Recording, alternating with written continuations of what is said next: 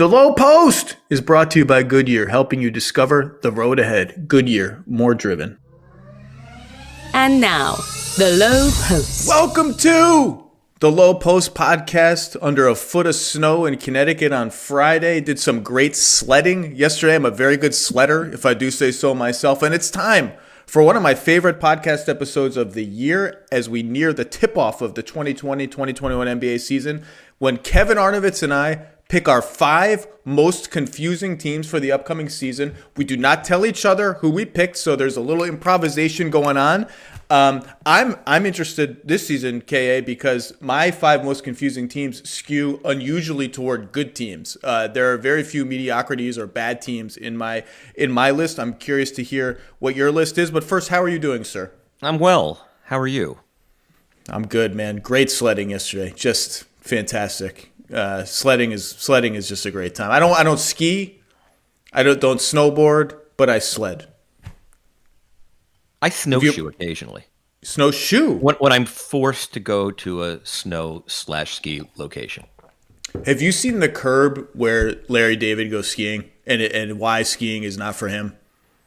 I have never seen. I just don't like the schlepping with skiing. That's what it is. That's what he said. He can't even get from his car because he's got boots and skis. I don't like to be cold. I don't like to fall down at a high speed. And I just don't like a lot of stuff. There's too much stuff. Skiing's just not going to be for me ever. Yeah, that's me too. It feels like work.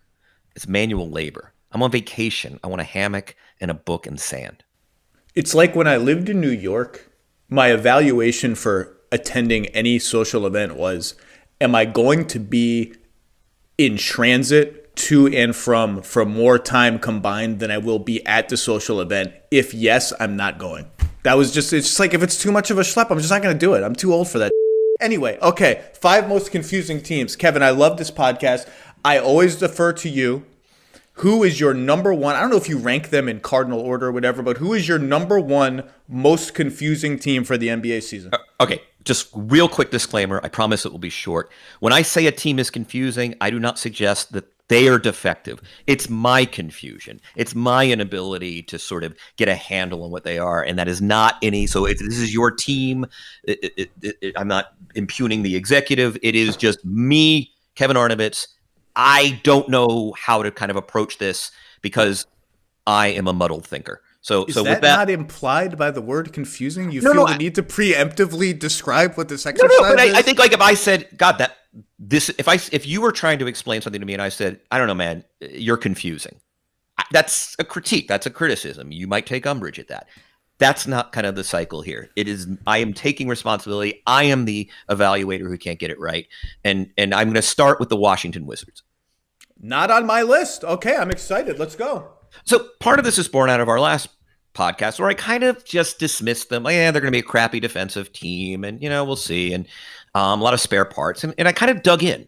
Like, I really actually dug in after the Russ trade.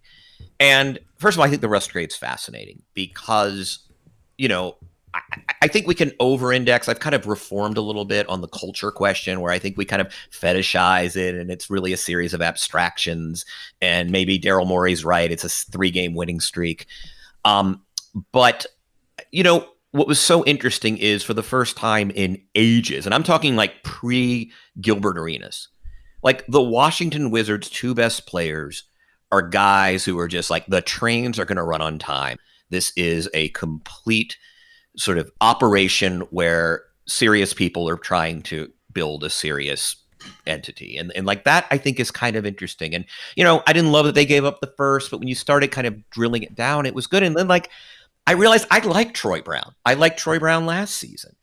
Troy Brown is a really good alternate playmaker. I love spacing. You know what? They've got a lot of spacers. And I just started to put it together, and you consider how weak the East is. And I just kind of, and by the way, I like Denny, one of my favorite rookies. So you start kind of figuring out they have a lot of different ways they can go schematically. They can put Russ and Bradley Beal on the floor with Rui and Troy. Obviously, Davis Bertans gives you a ton of spacing, which I like for Russ, right? Like, I think Russ has always played on lousy spacing teams. I mean, ever since Durant left OKC, really that was always a little bit rigor mortis. He gets to Houston, obviously, James Harden's James Harden, but it was a little bit better. And I think we saw in the last 2 months of the season that when he is afforded space, he can make better decisions, both in terms of shot selection and then I think in terms of playmaking. I think defensively, it's going to struggle. I think they're just going to they're kind of wimpy last season. They're one of the least physical teams I observed. You can use the S word. Just use it. Just say it. It's okay. It's not radioactive. Just say the S word. Soft. Just say it. They played soft last year. I mean, okay, soft and from a physical standpoint. I don't like soft when you talk about mental makeup because that's no. Yeah. It's a word I just think is terrible. Few guys in this league are as mentally tough as Brad Beal. That guy will give it everything he's got every night. He carried that team last year. That was a nothing team. Now, defensively, did he take a step back? Sure, maybe. But when you're trying to when you have to average 30 every single game to give your team any chance in hell of being within 5 points in crunch time, your defense is going to slip. Yeah, and they're a little more versatile defensively. They also have, here's the other thing. They were a crappy rebounding team last year. I mean, they lost games on the margins that they probably shouldn't have lost. What I really like about Russell Westbrook is he's a really good rebounder. It's something that I think I have always discounted Russ because I don't love the superstar profile. Like, he's not an efficient shooter. Like, I was one of the ranked him third that year that we had the big debate with Kawhi, Harden, and Westbrook. But one thing I really value is he is coming into a weak rebounding team as a strong rebounder. He's going to clean up a lot of that. Well, and also Robin Lopez, who's not going to start, is perfect for him because Robin Lopez just wants to box people out. He's like Steven M. I'll just box everyone out. You all get the rebounds. Perfect for us. Perfect. You get every rebound, Russ. I'll just box out 4 dudes at once. But I think more than anything, I just like that the Washington Wizards, the worm is going to turn. And it's hard to have this conversation without implying that John Wall was the problem. But I just feel like, okay, Russ is going to come in. By the way, I don't think they're going to be great. I don't think they're a top 4 or 5 seed. But I just think, Russ comes in. He's playing for a coach where he played his best basketball, right? Like, there's institutional knowledge that they kind of share. Bradley Beal gets sort of a like-minded teammate really for the first time in his career who can kind of perform at a common level. I feel like when you say the word institutional knowledge, I should take a drink. I feel like that should be one time per episode that phrase comes out of your mouth, and I feel like I should memorialize it somehow. Institutional knowledge, that's an overused phrase of mine. No, not overused. I thought it was like gravitas was the one you always pointed out. that one that's a tequila shot right there. That's it's an 11 really early tequila shot. Wow, look, it's Friday. It's Friday and the NBA season's 4 days away. I got to get it in now or never, man. But I just think, you know what? The Wizards are interesting. And I was a little too dismissive. I put them, I think, a little farther closer to the Charlotte-Chicago realm, and I think I should be talking about them in the Atlanta realm. I think, then again, if they're ranked 26th in defense this year, I also wouldn't be surprised, and as we know, there's a ceiling to that. But so I'm confused, but I'm sort of confused with an upward trajectory swinging positive. I just kind of like how it feels right now versus a month ago. So let me be clear. So you're not saying this is a team that's going to crack the top 5 or 6 in the East. You're saying play in. It seems like you're saying 7, 8, 9 play in or bust kind of feeling about the Wizards. Is that fair? Yeah, like hosted play in. And by the way, if there are injuries, if there is unfortunately, a COVID strike of a team, like I think Washington could string together 3 really good weeks of basketball. In a 72-game season, I think there is more room for randomness. You get hot, you stay healthy, you could possibly penetrate that. But I'm more positive on them. And again, Russ is sort of the captain of the There Will Be Nights All-Stars, a team that also stars Buddy Hield, like guys who I think can. I saw Buddy Hield has taken 37 threes in 4 preseason games. Like, let it fly, buddy. When he cooks, he is the co-captain of the There Will Be Nights All-Stars, which is a player who, by virtue of just their sheer heat, can basically win you a game.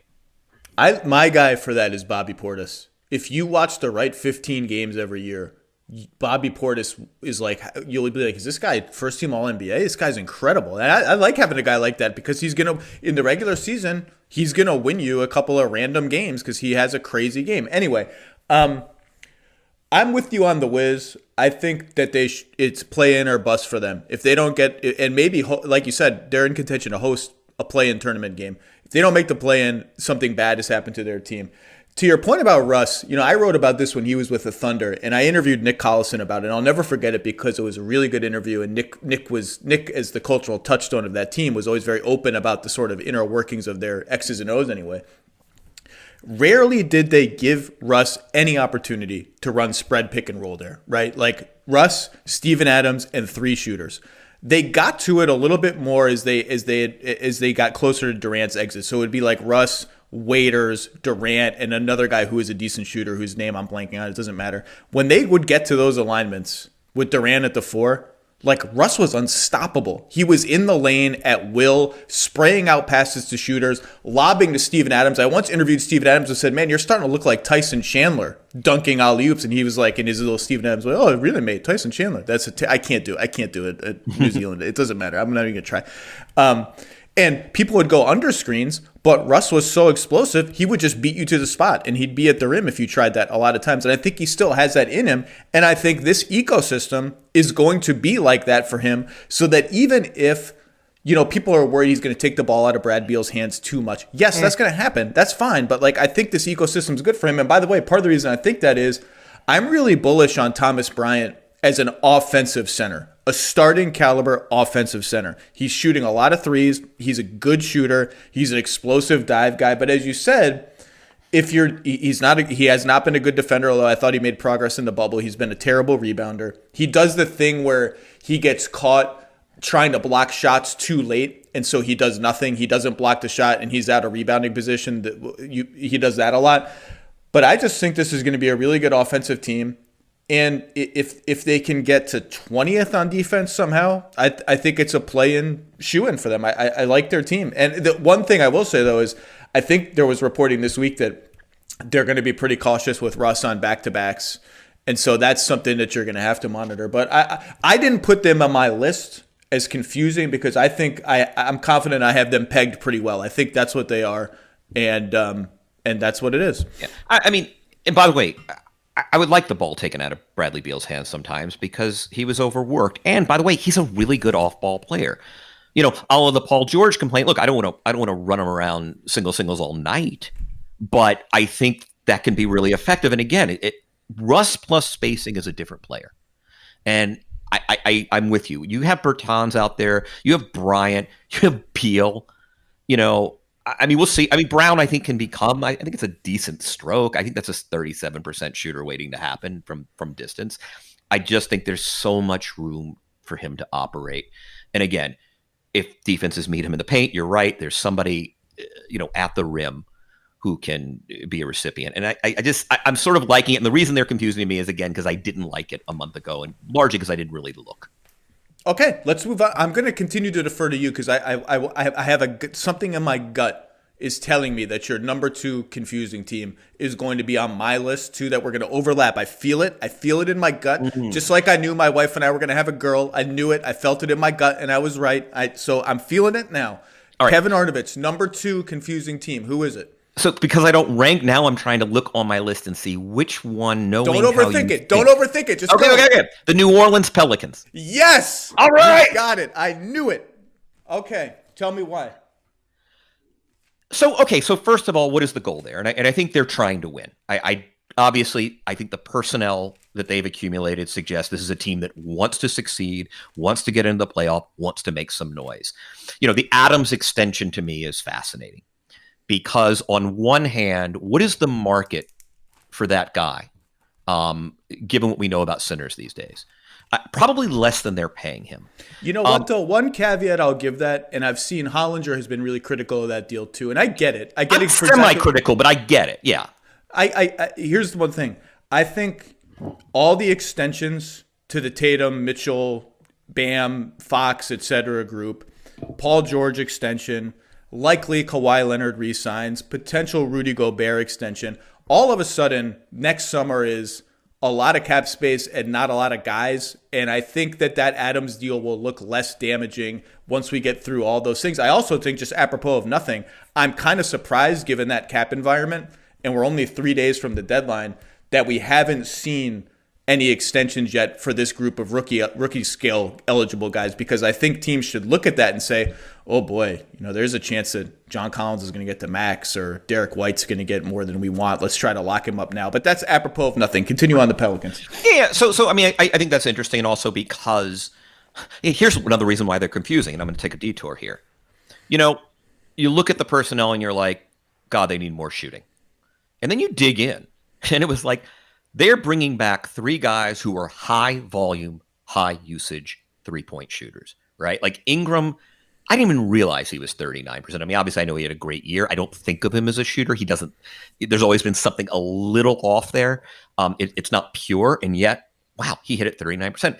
I had forgotten that Lonzo somehow learned how to shoot the 3 at a pretty consistent level. Then he unlearned it before the bubble.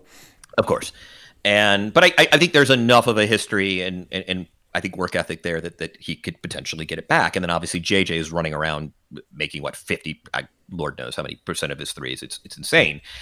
And okay, so here I am. My instinct is, well, they don't have enough shooting on the floor. They're replacing Holiday with Bledsoe. And then of course you look at the numbers and, Holiday's a guy who I think we visualize as like a great outside shooter. And it turns out he's adequate. Bledsoe is a guy who you think is terrible, and it turns out he's adequate. I mean, he's less adequate than Holiday.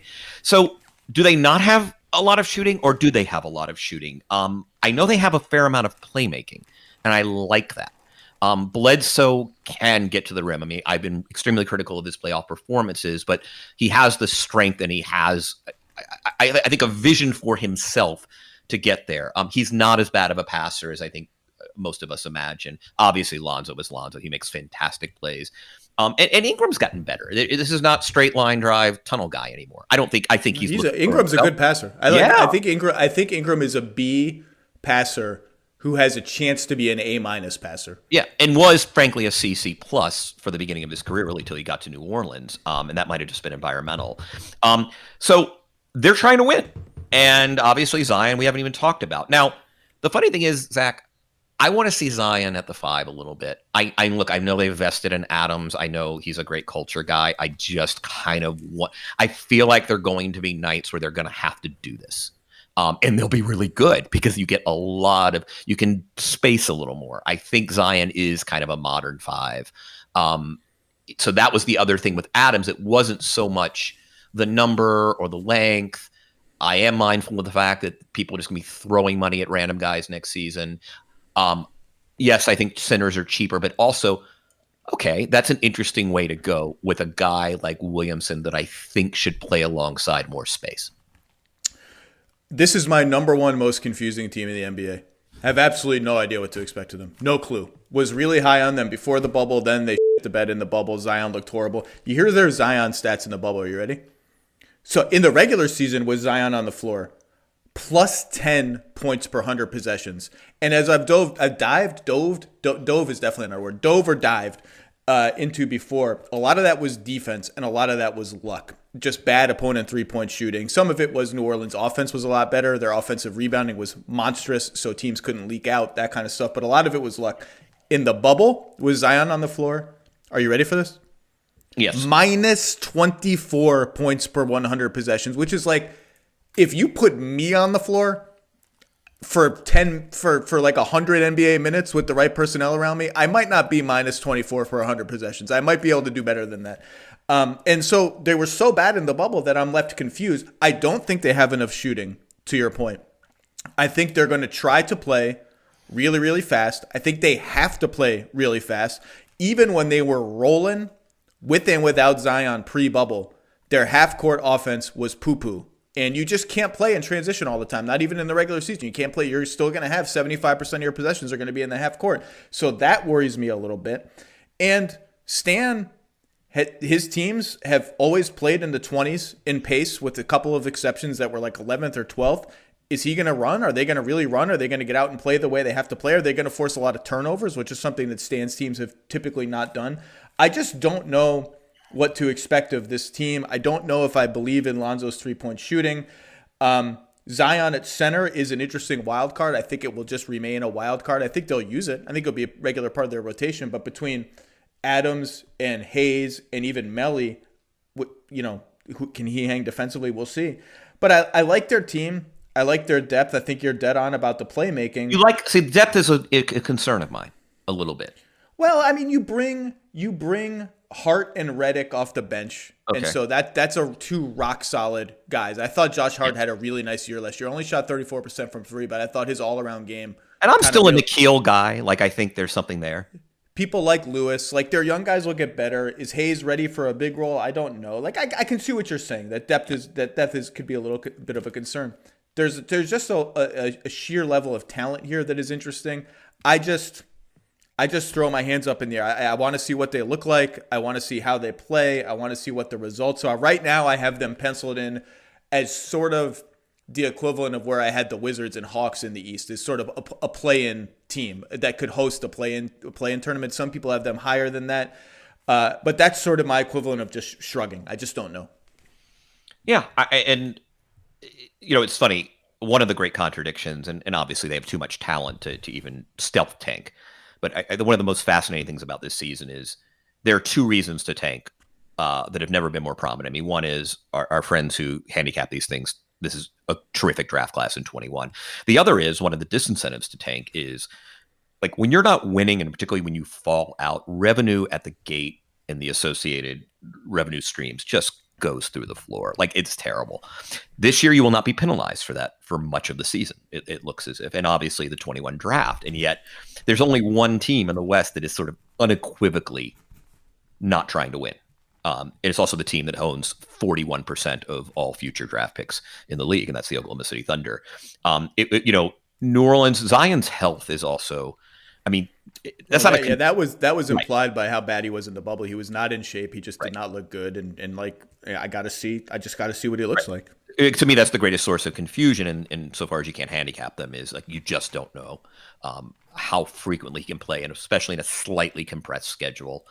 I interviewed Griff yesterday for a story I'm working on about the Pelicans, and he used a word to describe Zion. It's a simple word, but it just really struck me as it's the perfect description of Zion.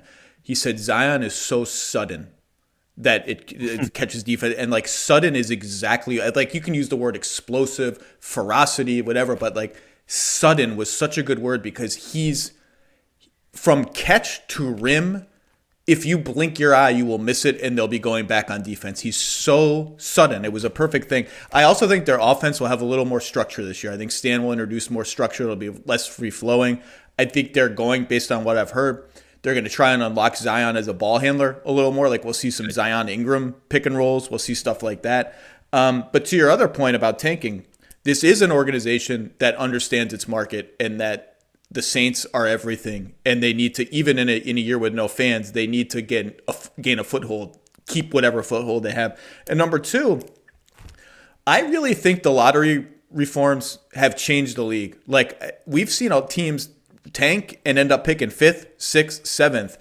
And I think it has worked, and that whether you think it's quote unquote fair or not, I think it has worked to disincentivize just out and out tankery at least a little bit, because you just don't know. You have the same chances. The top 3 teams have the same chances. Like, it's not a lock anymore. And I think teams have begun to realize that. Now, Oklahoma City is clearly in rebuild mode, but they have some okay players. They have some good players on their roster. I think the lottery reforms have done their job, and it's been a wake up call for teams who have really tanked seasons and end up picking at spots that just aren't all that profitable. Yeah, and you just, with Zion, I mean, two things. One is the sudden is great because it's also the size makes the shock all the more pronounced, right? Like, look, it's one thing to have, an explosive talent explode past you. It's another thing to watch that guy with that kind of mass do it as suddenly as he does it. And also, I love the playmaking because, again, I think the virtue of this team is the number of guys who can make plays, and it can compensate for a lack of shooting and a lack of range. I'm always fascinated at teams that sort of have to get around that. I mean, the Quinn Snyder teams of a few years ago, where there just wasn't a lot of kind of range and shot creation on the floor, having to sort of create a half-court offense, out of lemons and making that lemonade. And I think that's going to be fun to watch in New Orleans. Like, it's a team I'm going to watch a lot because they just kind of produce curiosities, and including Zion, and just how they're going to use each guy in each piece. By the way, how long do we think over under? How long will Bledsoe be? Will Eric Bledsoe be on that roster beginning of next season? I'll go without having put any thought into it. I'll go no, just because he seems like a player who will bounce around a little bit. I haven't thought of it, but I'll go no. 538, which came out with their projections yesterday, has the Pelicans at 36-36 and even 500, with a 42% chance to make the playoffs. I'm a little higher on them than that. I think they have an upside if all things go well for them.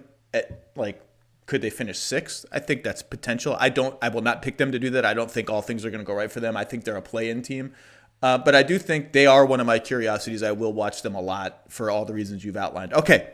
I do feel, again, in my gut, the same feeling that your next team is also going to be on my list. So I will continue to be a generous host. I am a very generous. When people come to my house, which we can't do anymore because it's cold, I am very generous with wine and cheese and crackers. Although my setup, my presentation, as they would say on the Great British Bake Off, has been critiqued as sloppy. But I'm very generous with the volume of food and drink that I put out. So I'm being a generous host, and I think your next team is also going to be on my list. So KA, give it to me, third team. By the way, for a offline conversation, your recommendation led me when I was recovering from my surgery this summer to do the Bake Off.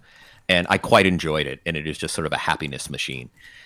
So I thank you for the recommendation. How many seasons have you done? I just did one, but who was the crew? Who was the cast? Oh, it was I can never remember. Not the contestants. Who's the judges? Who are the four? Oh, that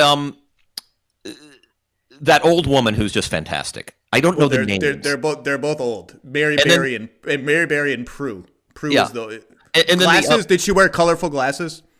Wait, the judge or the host? The judge. No, she was just an older woman who was out of central casting, and it's Mary Berry. Mary Berry's. Yeah, it was. That was the name. I mean, I was very impaired as I watched these shows. So Sue and Mel were the hosts. And the short-haired lady who's kind of funny and sassy, and Sue.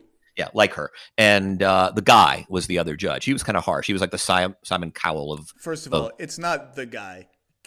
You can't come on this podcast and not know the name of Paul Hollywood. Okay, you can't just call him the guy. It's undebaked. It's not in the credits. It's like, when a show has a dramatic show has the credits. I want to see the names. Okay. And then they just go right into a tart or something. And it was fun. The A team, and I'm just going to say it now because Windhorse refuses to do the Great British Bake Off podcast with me.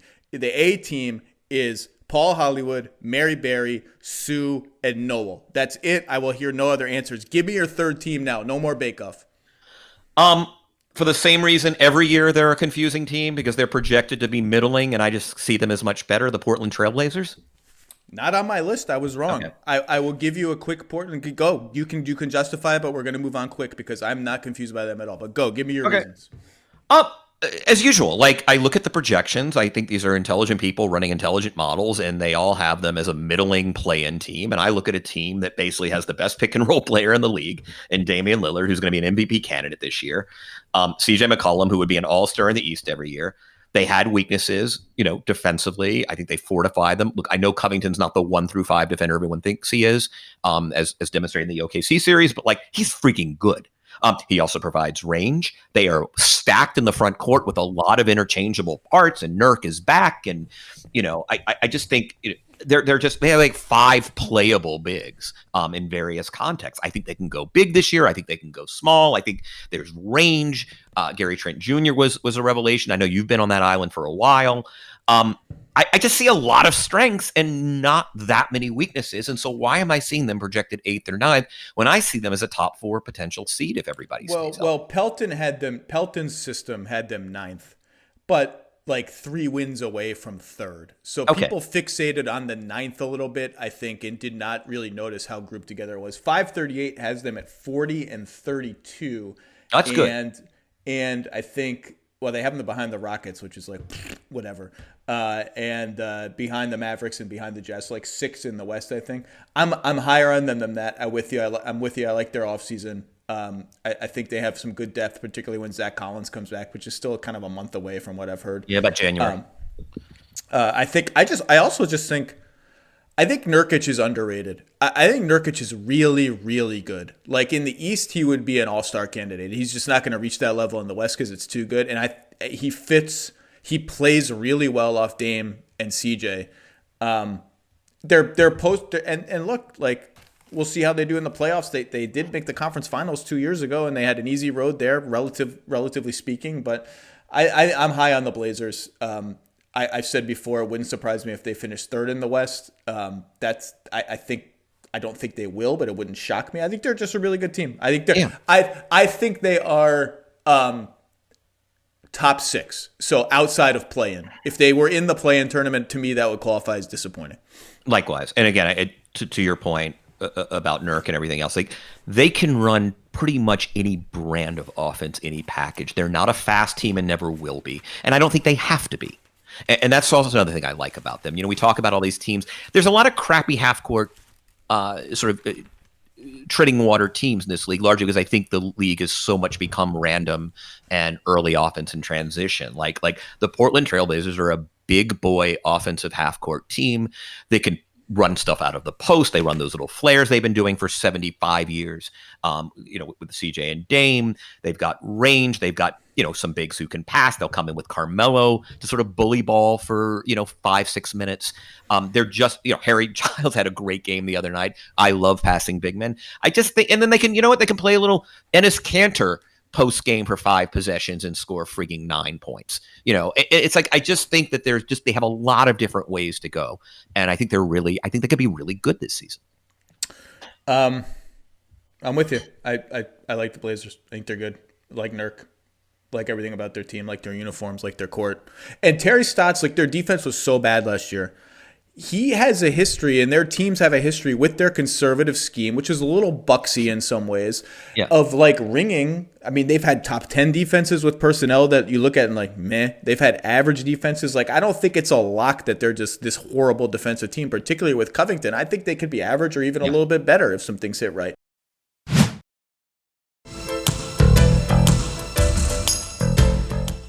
I'm taking control now. We're going down my list now. Yeah, let's do it. My next most confusing team. Look, it wouldn't be the Low Post podcast if they didn't come up. It just wouldn't be. They have to come up. My white whale, the team that I go to sleep thinking about and wake up thinking about, the Philadelphia 76ers. Are they on your list? No, they're not. They should be, but they're not. To recap, the 76ers traded Al Horford and a first-round pick for Danny Green, traded Josh Richardson and a high second-round pick for Seth Curry. Their projected starting 5 is those 2 plus Embiid, Simmons, and Tobias Harris. So 3 shooters, although Tobias, will you just shoot when you're open from 3, please? But 3 shooters, including one of the greatest shooters of all time in Seth Curry, around the big 2. Their bench is a source of curiosity for me. It could really... And I think it's the reason why I'm confused about them. So, like, Shake Milton, a lot of hype. Looks good sometimes. Can it happen? Matisse Thybulle, a lot of hype. Incredible defensive player.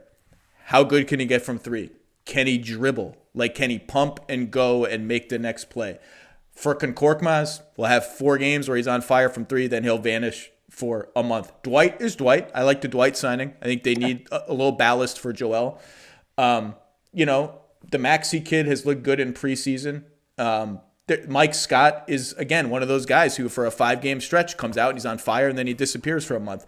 To me, the bench is the big question mark. And it's a big question mark for this reason. We're all very excited about Danny Green and Seth Curry, right? All of us in Sixer land, which I just now am a resident of, because they fit, right? And last year, the pieces didn't fit. And so we're so excited about fit and shooting, and Ben's going to run wild, and Joel's going to have space to post up. And yeah, they fit. Fit's cool. Fit's cool. You know what else is cool? Talent. Talent is really cool. And Seth Curry, for as good as he is, has mostly been a backup in his career. And as a starter, we'll see how he holds up defensively. He's mostly been a backup for a reason. Danny Green is starting to get toward the end, starting to get a little creaky, and looked creaky again in the playoffs for the 2nd straight season. So I think in our exuberance, I'm projecting here, in my exuberance about how well the pieces fit, I think we are overrating the talent of those pieces and what role they should really play on teams, but they do fit. So between that and the bench that I just don't know what to make of on a day-to-day basis, I don't know what this team is going to be, but I know they have two absolutely hellacious defenders in their starting five. I know Joel Embiid posting up. He had his best post-up season by far last year, lowest turnover rate, highest points per possession with open space is monstrously effective, and they will stagger Ben and Joel presumably to give him super spacing, and ditto for Ben in transition with shooters around them. Everyone wants to compare this team to the 2018 team that had Redick, Covington, and Saric around those two guys. I see it. I get it. Everyone fetishizes that team. It didn't end up doing all that much, but whatever. I think their ceiling is they could be trouble. Like, their ceiling is they could be real trouble in the playoffs. Conference finals, maybe better. I don't know. I'm a little afraid. I'm a little scarred by how much I liked their team last year and how bust it went. But they could also just kind of be like 6 in the East and lose in the first round. What's your take? I think it's going to be a fascinating thing to watch because they have to hide a lot of individual deficiencies. Ben Simmons needs no further discussion. I mean, Danny Green cannot dribble. Tybal has very limited offensive skills. We'll see if, Seth Curry, defense, right? And like, is he an off the dribble guy? No. Like, how many of those guys they have? Tobias Harris, who is, the consummate above average player in this game, getting paid obviously much more handsomely. And every guy, and Joel has his limitations, right? Like, I mean, he's a phenomenal basketball player. And again, he is right now in terms of low post. I mean, there's just so much damage he can exact against a defense, and he's getting so really good, much, much better, I think, at recognizing seams. I think he's become a better passer out of the double team. I think he's going to become even better at that. I just like there are no complete, really, really complete ball players on that team, right? Like every guy is sort of a quasi specialist who is kind of improving a couple of other skills, or a guy like Green who was a really top specialist who could tread water in these other areas, who's lost a step defensively, so he's no longer on he was my perennial second team all defensive guard for many years. They're just not a lot of fully complete basketball players on this roster. And so now, can the sum of the parts be better than the individual parts? Maybe. I mean, Simmons is a locomotive. I love what you can do with them. There is some versatility on this roster, but there are just also a lot of limitations. There's going to be a lot of whack-a-mole. There's some low-hanging fruit for them that gets to the fit, right? So last year, they were 21st in their percentage of shots that were threes, and kind of shockingly for an Embiid team, 24th in the percentage of their shots that came at the basket, which means they shot a whole lot of long twos. They also shot 37% on threes, which was 6th, and 65% on shots at the rim, which was 7th. So like they're if you projected their field goal percentage by where they took their shots and that's it, they were 26th. Like their shot distribution is terrible, but they were 10th in effective field goal percentage because they finish well and they shoot well. And again, there's this idea that they have no shooting because Simmons doesn't shoot threes. But again, they were 7th in three-point shooting last year, actually tied for 6th and like a little percentage point out of 5th. Like they have some shooting and they have more shooting this year. So I think there's some low-hanging fruit. I just, again, and like in the playoffs, I think one of the things that was really hammered home to me is the best teams have two guys who can create their own shots at an elite level, and preferably at least one of those guys is either a big wing or in Denver's case a big guy who's one of the greatest clutch shooting big men already ever. And Philly still, I think, has one. And until we see Simmons do it, he hasn't done it. Until we see Tobias Harris really do it at a high level, I'm a little skeptical still, but I don't know, man. I every time I look at the roster, I see the shooting, I get a little excited like I was last year, and I have to check myself. I have to dial it back. Yeah, I mean Harris is confounding in that way, right? Like he is, and this is where my issue is with them, right? Like he is the most complete player on the roster in terms of also, sort of volume potential. And okay, I can score any number of ways. And is that like, if that's the answer to that question, no, I think there's a limited ceiling on a team. And by the way, I'm not discounting Embiid and his ability just to wreak havoc on defenses. But there's just something. Look, now let me counter myself. If they can figure out how to hide Curry, wow, this is a really good. Could we be talking about the number 3 defensive team in the league? And then you do that thing where, if they're 13th offensively, okay, now what are we talking about? And that's sort of. But I just feel like there's just too many vulnerabilities for too many guys that can be exposed too many ways. Well, that's one of the reasons they make more sense, is not just on offense, but defensively with a more normal lineup and not Horford in there as a second center, basically. Tobias Harris can guard 4s now. He's better at guarding 4s than 3s. I think he improved at guarding 3s. And Simmons can just guard anybody 1 through 3. And then so it gives you more flexibility and sort of stashing Seth Curry on the weakest opposing player. So I think they make more sense in that regard. But I have them. Well, you'll see where I have them in my tiers column next week, but I don't have them quite in the inner circle of like would-be challengers to the Lakers. I maybe because I'm scarred from last year, or maybe because of all these other logical reasons, to be a little not dubious, because I think they're going to be really good, but not quite exuberant. Okay, Kay, back to you. Give me your next team. I mean, I was going to let you go. You have better teams this year. Okay, all right. I'll be okay. No, I want you to go because I've discussed both my teams. I've discussed already this year, so I don't on recent podcasts. So I want to give you the floor in case we get a wild card team. All right, the Sacramento Kings. See, that's what I'm talking about. Not confused by them at all. Wild card team. Let's go. Why are you confused about the Sacramento Kings hashtag? Okay, so this was a team that I think 2 years ago we projected to be on its way to a low 7-8 kind of seed. The worm had turned in Sacramento. We were going to see them contend. Not for the West, obviously, but this was a team building the nucleus to be, a 44, 45 win team, getting better with De'Aaron Fox and Bagley. Yes, we've all mourned the Luka whiff, but hey, there's some good pieces here. Bogdan was fun. They were a blast to watch 2 years ago. They've kind of settled back. I think we're all projecting them at the very, maybe sneaking into the play-in mix. They still have Fox and Marvin Bagley. That is going to be sort of the pinpoint. They made a great, by the way, I just have to say this. Neither you nor I watch a hell of a lot of college basketball. I watch basically none. What I do enjoy doing is after the draft sort of I watched like an Iowa State-Texas game with Tyrese Halliburton. The hype is there, man. I thought this guy was like, okay, to me, when you're picked at that spot that says great shooter, probably not a lot else there, like a rich man's John Jenkins. Holy crap, Zach. This guy, he has a pick and roll game. He has this way of a hard dribble, defense meets him, and he slings the ball. Skip pass to an open guy. This guy is the most enthusiastic I've ever seen you on this podcast. You're mimicking, people can't see, you're mimicking swing passes to the corner. It's like this kid is like, how did he fall this far?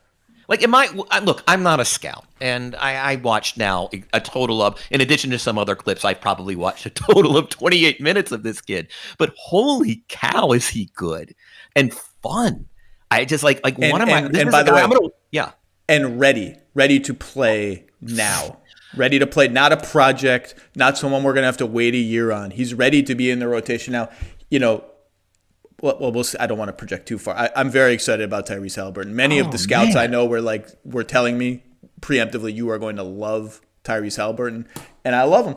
It makes me a little more excited about the Kings. Yeah, I'm gonna watch some more Kings basketball this season. I did it a couple of years ago. I took a break last year. It was blah.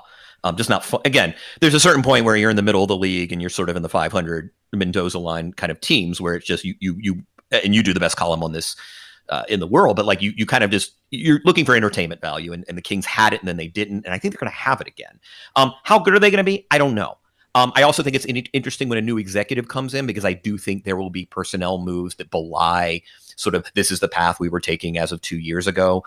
Invariably, those executives fall in love with certain players, out of love with other players. I thought they had a really tough call to make on Bogdan, measuring opportunity cost against, hey, this guy will keep us very competitive. I mean, they are, on the other hand, if you believe that Halliburton can step in right away as your as one of your top wings, as a playmaking wing, maybe they made exactly the right call. I haven't decided where I come down on that one yet.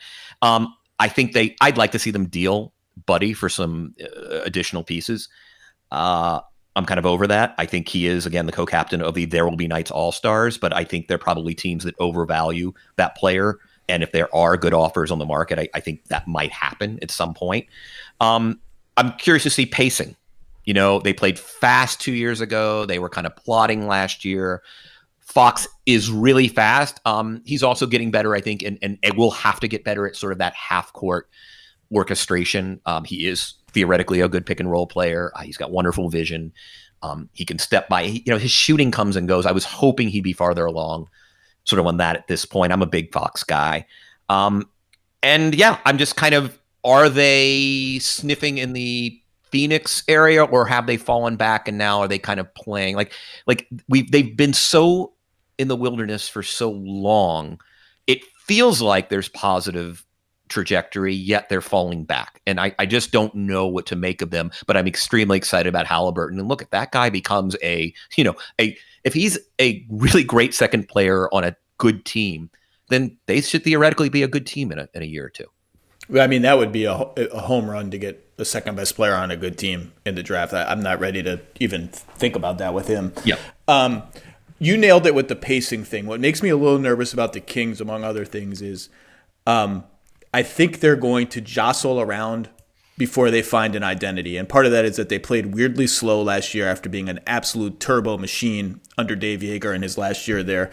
And they skew big. And teams that skew big make me a little nervous. Like Harrison Barnes is a 3.5 to 4. Bjelica is a 4. Bagley is a 5, but who will have to play some 4. They have Hassan Whiteside, Jabari Parker, and Rashawn Holmes, all 4s or 5s in the Holmes and Whiteside's case. So they skew a little big and a little thin. And Billy and Parker. It's just it's a 4 fest. And so they skew a little big, and that makes me a little nervous about their depth and how all the pieces will fit together. And when you throw in, how are they going to play? Do we need to get faster again? I agree with you on Fox. I'm super bullish on Fox. And just a piece of, is Bagley a 5 or a 4? I just think is going to dog them all year long in terms of playing different kinds of lineups, toggling between identities, which can be a strength or a weakness. I don't see this team as in the playoff race. They could get into I have them in the back end of the play-in race, like maybe they're competing for 10th and an outside shot to make the playoffs. That's about where I have them. I don't find them particularly confusing in that regard.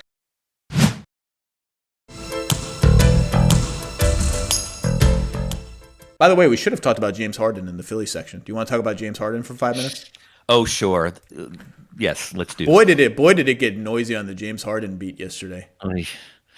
Daryl Morey had to come out and deny that they're trading Ben Simmons, which kind of issued a similar denial about Chris Paul. And, people have to say things. And then there was Woj reporting a couple of things. Number one, that the list of potential trade destinations is expanded beyond Brooklyn and Philadelphia to include playoff caliber teams in both conferences who are at least sort of, I think he said something like, are sort of growing more comfortable with the idea of trading for him without assurances that he will resign after 2 years, etc. It's just a lot of noise. It seems like a lot of posturing from everybody involved to me. Here are my thoughts on some of the topics that came up yesterday. I think the re-signing thing is being wildly overplayed. Oh, totally. I think you are trading for James Harden for the next 2 seasons.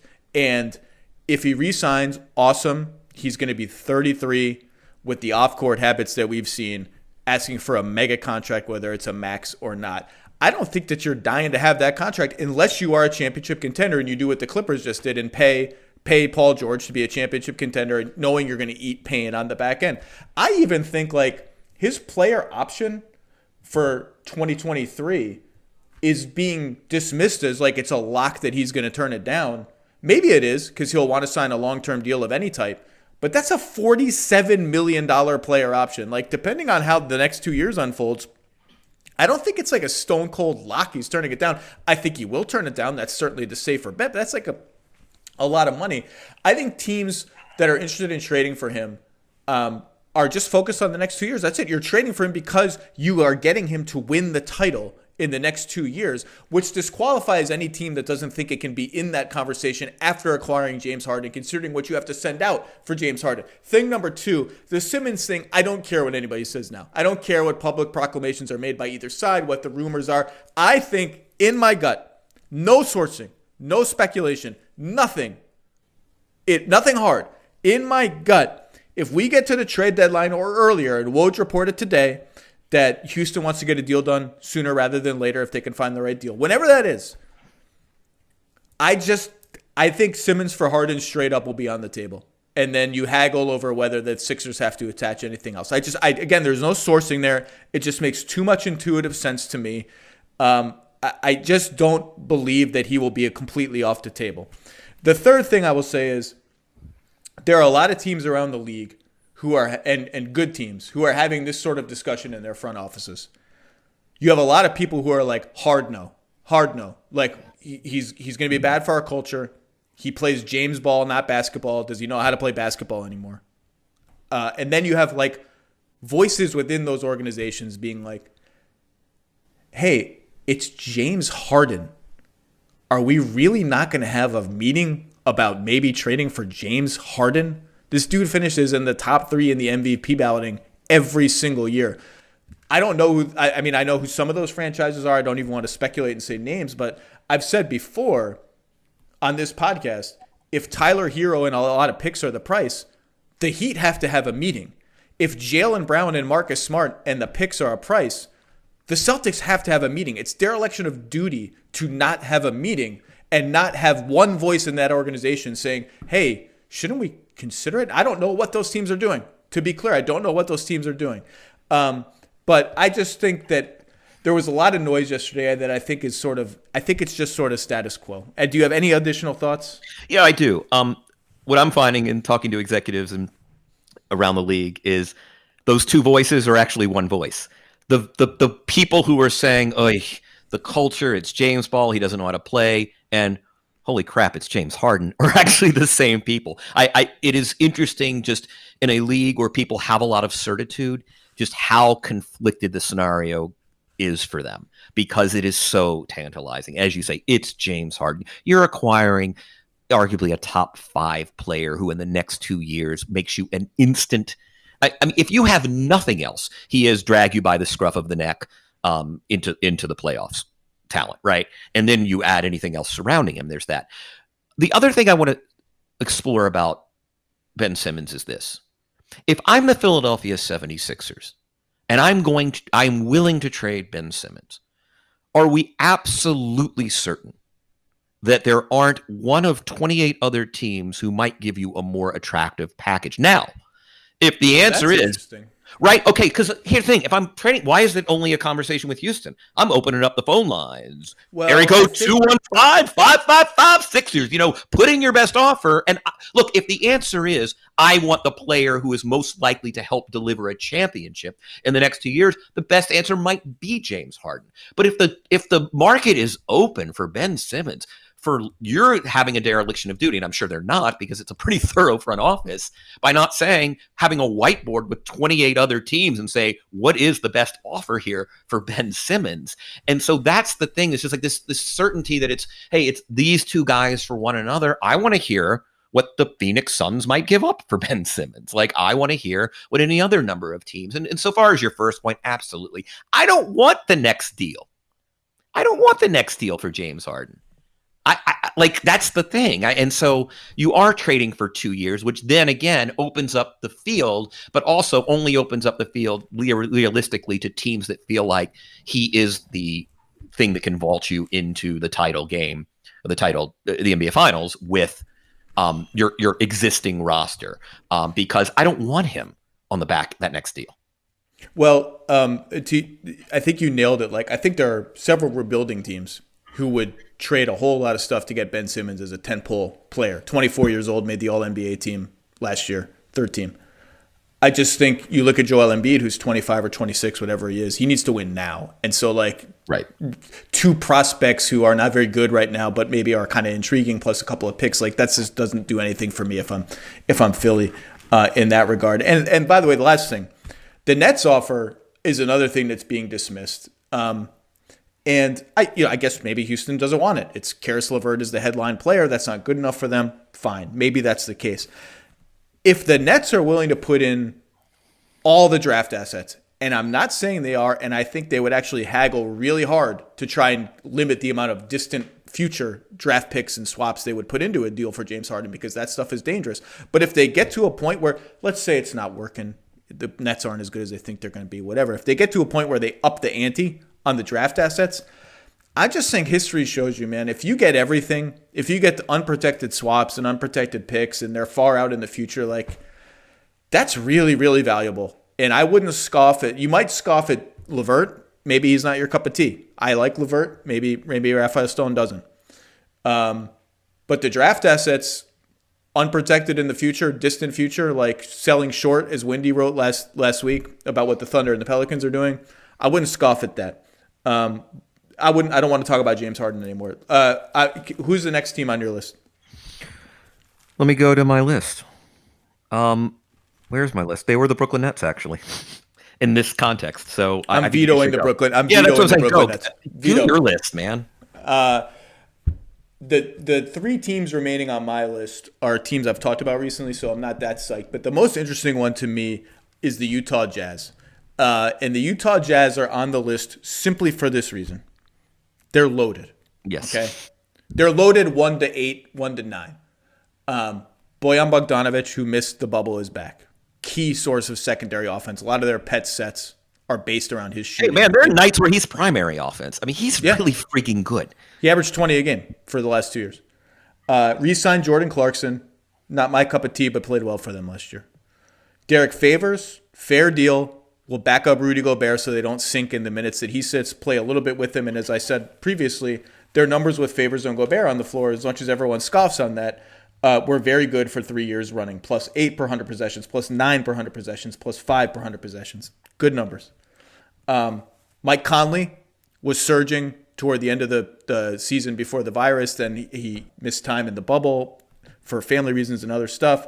Can he give you one more year of potentially good shot creation so that your offense is a little diversified? Gobert, Defensive Player of the Year, seems to be a good bet that they'll have a competent to very good defense. The question to me and the confusing thing to me is, and I'm interested in your take on this, having said all that, do they belong in the inner circle of teams who can challenge the Lakers? Or are they still just a nice playoff team who's going to get lucky to be out to get beyond the first round? I mean, this is the enduring question with this team in its current incarnation. I mean, all right, so let's start with Mitchell, right? Because let's just take it as an article of fact that without a shot creator of that caliber, you're not even in the conversation, right? And we think there's enough volume and efficiency there. I'm there. I'm ready to kind of go in on that. And then you have a defensive linchpin. I think they are. I'm still a Clipper guy as a strong number two. I have issues, as everybody does. Obviously, the Lakers are going to go. Lord knows. Actually, who knows? They might phone in the regular season and just go 16-2 in the postseason. But I think there is a really competitive scrum for three that includes Utah, Denver, Portland.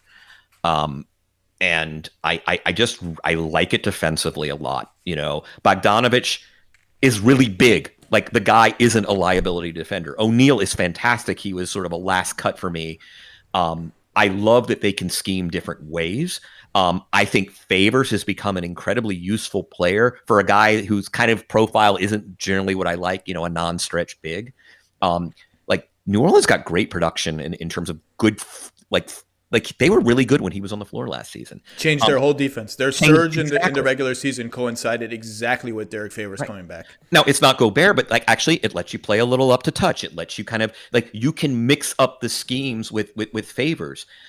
Ingles to me is my favorite sixth man. You know why? He can run pick and roll. He can shoot off flares.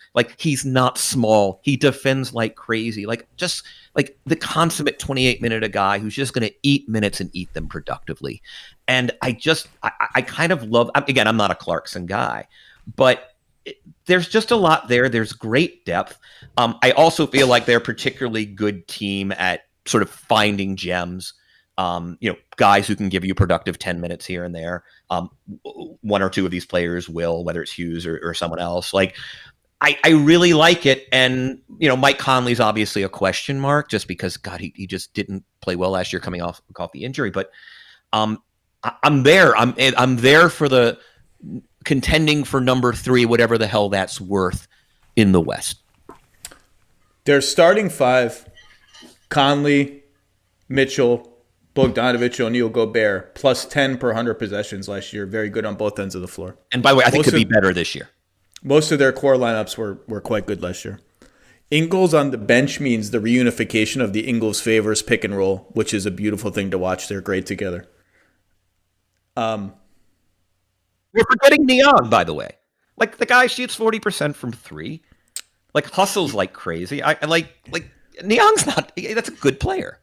I think he's going to be the sort of swing guy. I think there are going to be nights where he's out of the rotation and nights where he's in the rotation because they don't trust his defense. Or I would assume they don't trust his defense. But I like George. I think he's Is he really that bad? Player.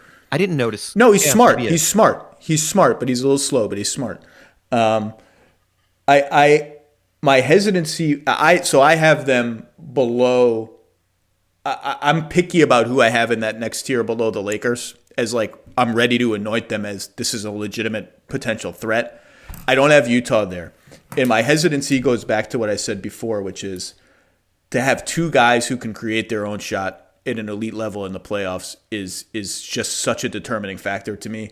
And I don't think they have it. I think they have Mitchell. And look, if Mitchell takes a leap, and he took a ginormous leap in the playoffs, like he can't sustain that. But if he takes a leap, maybe it's all moot. Maybe the concerns are all moot. But Gobert's not a creator of offense. I don't care. I stop with the screen assists. If I hear screen assists one more time on a freaking Utah Jazz, did you know Rudy Gobert leads the league in screens? Yeah, we all know. We all know because you say it 5 times a game. Okay, we all get it. Screen assists. It's not a thing. Stop saying it. Maybe I guess it's a thing. Bogdanovich is really good. But when the game slows down against an elite defense, what do they really have that scares you? And to me, it's still just Mitchell. And like when Denver got their together in the first round last year, when their defense was not just a tire fire, when Gary Harris came back and suddenly you had to work to get baskets against them, all they had was Mitchell. That's all they had. And their offense fell apart. And by the way, their offense falls apart in the playoffs every year. You can blame it on bad shooting. And in one of the Rockets series, I think 2019, they missed just an inordinate amount of open threes.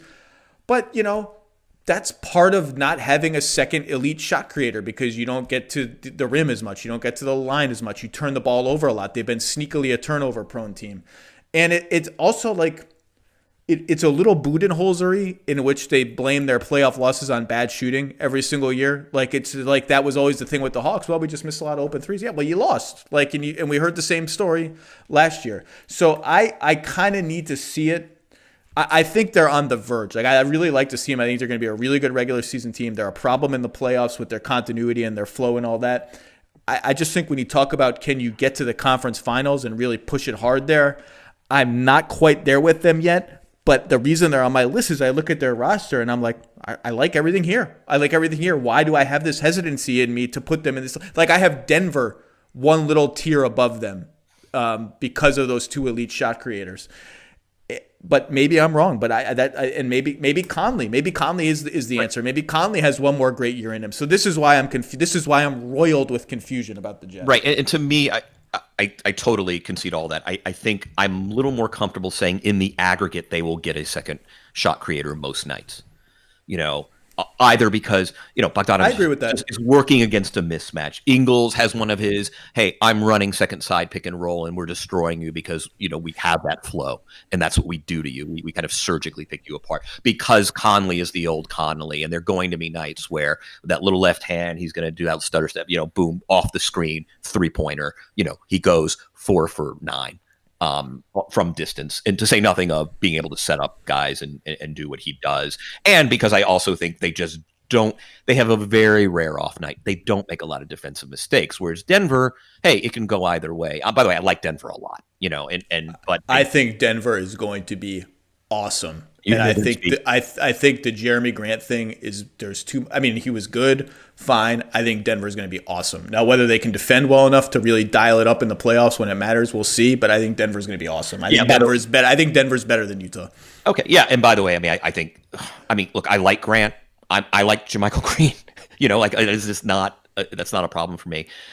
Defensively is the question there. And by the way, it might tighten. I mean, there are moments when, where personnel that doesn't change actually just gets better at what they're doing, either through reps or because they get smarter and older, which is a thing. I mean, older teams tend to defend well. They're getting older in a good way, not aging out. I mean, Jamal Murray is not the same player he was 2 years ago. Porter is not going to be a complete moron defensively forever. He's actually, I think, projects to be a really good defender in terms of body and in movement. But how about this? Michael Porter being better at defense might inoculate the Nuggets from some bad runs against them. Yeah. Might inoculate them. Anyway, that's enough Michael Porter Jr. content. The Jazz, Pelton has them at 41 wins, third in the West. 530, but third to eighth is, a whole thing. 538 has them 41 wins, 5th in the West, 6th in the West, something like that. It's hard to tell on their site. 2% chance of winning the finals, 6% chance of making the finals. I feel like that's about right. I don't buy them at the same level quite as the Nuggets. But again, to Conley, Bogdanovic, one of those guys pops, Mitchell gets a little better. Maybe my concerns are moot by the end, and that's why I'm confused by them. There is an upside for them where enough things go right that they do notch up a tier. I can't put them quite there yet. Just give me. So you had Brooklyn. As we round out here, I'm interested to see who else is on your list. Brooklyn. Who else? I think that was it. I gave you the first four. Okay, I gave you had Portland, Sac, Washington, and New Orleans. Wow, we only overlapped on one team. I went weird this year. I totally went weird this year. So my full list was New Orleans, Philadelphia, which we got, Utah we got to. So the two teams we didn't get were the Warriors, who I think are right there with the Pelicans as the most confusing team in the NBA. I have just no idea what to project. I mean, I have an idea. I was skeptical on the Warriors last year. I picked them to miss the playoffs. We'll never know how that would have played out had Steph not gotten injured, but they sure did not look very good. I've talked about them a lot recently, so I don't want to belabor it. I have them play in mix. I have Phoenix above Golden State. But there's just a lot of question marks. How do all these new pieces fit? Do they have enough shooting? What does Draymond look like? Where is Draymond? Where is Wiseman? What's going on? And the other team I have is Boston. Oh, interesting. And the reason I have Boston is just, again, I talked about them on a recent episode, but Kemba's knee is the obvious one, right? We just don't know how that. I mean, they seem pretty confident he's going to come back and be fine, but we'll see. They lost some depth with Hayward. I think their depth at the 3 and the 4 is a little shaky, and their depth at the 5 is really good. But I'm not having 3 really good centers is not that interesting to me. So in my head, I have them sort of down a tier from where they were last year, where they made the conference finals. However, my confusion is Walker, Smart, Brown, Tatum. That's a hell of a foursome.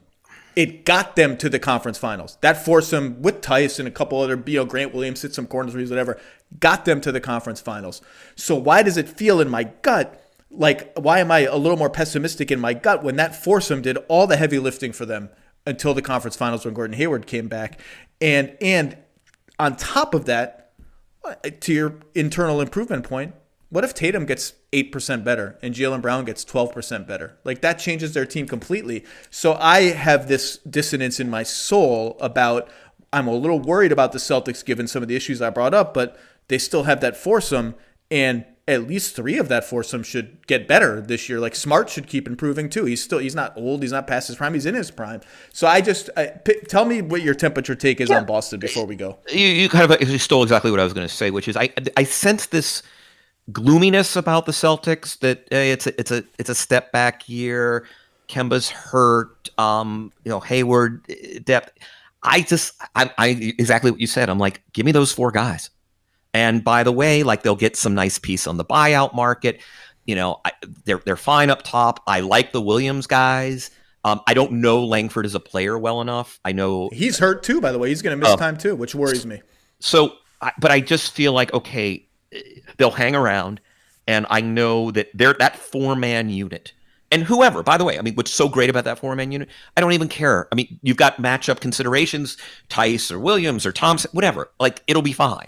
And I just that's not a lineup I want to go with. Or the other Williams, 2 Williams. You could put Brand at center or Time Lord at center. So to me, and yeah, okay, where's Teague right now in his career? Like, yeah, there are questions, but I don't want to bury the lead. And the lead is, holy crap, right? Like, the lead is, that is going to be a damn good defensive team. And by the way, it's not like Kemba's absence hurts that at all, right? Like it to me, those 2, 3, 4 guys, interchangeable defensively. Smart gives you stretch now. God, I never would have thought. I'm not saying the selection is always great, but in the aggregate, it's fine. I just like it. I don't worry so much. And I know that there's this gloom. I see them kind of being picked. I don't even care what the regular season is. It's not a unit I want to face this June or July. Well, part of the worry, I think, is that those lineups that you're talking about were not great offensive lineups. They were just okay, mediocre offensive lineups in some cases, and amazing defensive lineups. One of the things that Hayward's absence takes away from me is I really liked the Smart, Brown, Tatum, Hayward, Tice construction where it's just all defense, like good freaking luck. You can't score on that team without Kemba. They can still play that kind of lineup. It just doesn't have Gordon Hayward, which means it's a lot less shooting and a lot less shot creation. I like that as a sort of card in Brad Stevens' deck. But, look, I'm with you. That foursome is really, really good. And I find myself sort of wondering, why do I have Boston behind Milwaukee as a threat? And why do I have them even behind Miami and maybe Brooklyn as a threat? Am I overthinking it? And I just don't know. My soul is torn. I think the 17-time world champions. I think there's another answer, which is all of a sudden the East is actually kind of decent up top. There are just a lot of pretty good to very good to possibly lurking great teams, and we haven't had that in a long time. And why Boston is interesting is the projection systems. Pelton has them 5th in the East, 39 wins. 538 has them 2nd in the entire NBA, with a 15% chance to win the championship, which is 2nd to the Lakers, 21% chance, 27% chance to make the finals, which is again 2nd to the Lakers. And 538 loves Tatum, loves Walker, loves Smart, and they were high on the Celtics last year. They're also unbelievably high on the Sixers, which I saw that and I wanted to throw my laptop on the floor because I can't get sucked in again. 538. So something clicks with them on the Celtics and versus some other projection systems. So maybe that's just sort of representative of some whatever confusion I feel. I'm actually curious what is factoring into that massive projection. Like, what are they seeing? What is the formula seeing? I don't know, but it really surprised me. And I think it's going to be a fun season. Well, we are close to tip-off, my friend. And Kevin, this is always one of my favorite pods of the year. You have a great piece about the Clippers up on ESPN.com this year, how the Clippers, my pick to win the title last season, and are going to try to rebound from an unfathomable embarrassment at the hands of the Denver Nuggets in the playoffs and a coaching change and some roster changes. Read everything Kevin writes. Mr. Arnovitz, thank you very much for your time. Thanks for having me.